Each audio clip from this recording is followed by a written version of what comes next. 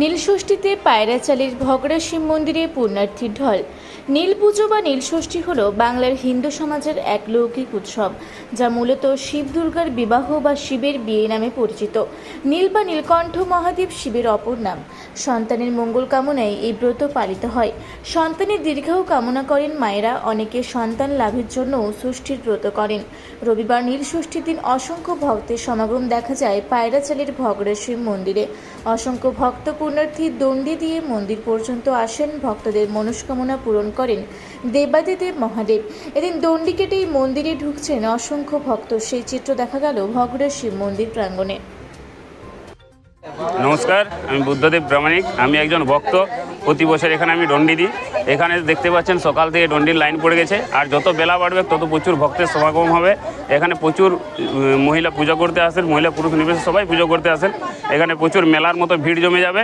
আর আজকে কালকে দুদিন মেলা হবে। আজকে রাতে ছৌ নাচও হয়, প্রতি বছর রাত্রেবেলায় ছৌ নাচ হয়।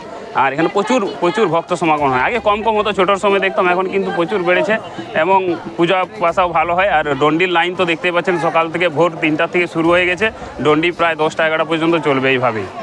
ঠাকুরদার আমল থেকে আমরা দেখে আসছি, ছোটোবেলা থেকে। আমার নিয়ার অ্যাবাউট 62 ইয়ার্স এজ হলো, তো এইভাবে দেখে আসছি। পূর্ব ব্যাপারটা আমরা অতটা ভালো করে জিজ্ঞাসা করি না, তো পরম্পরা পূজা করে আসছি এটা জানি। আর বহু পূর্বে আমাদের জ্ঞানের বহু আগে, মানে আমাদের বাপ কাকারা এই বাড়িটা পাকা বাড়ি স্থানীয় ভক্তদের মাধ্যমে তৈরি করেছিল ডোনেটফোর্ডপুরে। আর তার আগে একটা মাটির বাড়ি ছিল। তো মাটির বাড়ি আগে বছরে এই খড়ফড় দিয়ে ছাইতো, আর দিয়ে আবার ঝড়ে উড়িয়ে নিয়ে যায়, আবার খড়ফড় দিয়ে এইভাবে চলছিল। তো পরবর্তীকালে পাকা বাড়ি এইভাবে করলো। তাতে এখন দিনের পর দিন ভক্ত সমাগম বাড়ছে। হ্যাঁ, আগে এত লোকটা হতো না, হয়তো 2-4 হাজার হতো। আজকে তো আমাদের 10-15 হাজার লোক পেরিয়ে যাবে। আর ওই শিব যে লিঙ্গ, এটা মাটির নিচে, অনেক নিচে, এবং এটা সেই প্রত্নতাত্ত্বিক আমলের। শোনা যায় যে ছোট্ট একটি লিঙ্গ, মোটামুটি 2.5-3 ইঞ্চি 4 ইঞ্চি এরকম। এইভাবে পূজা হয়ে আসছে। ভক্তরা এইভাবে মানত করে, তারা লাভ করে, বিভিন্ন রকম মনোবাসনা পূর্ণ হয়। পুজো যে ধারাবাহিকভাবে হয় সকাল থেকে সন্ধ্যা, বিভিন্ন ক্রম অনুযায়ী।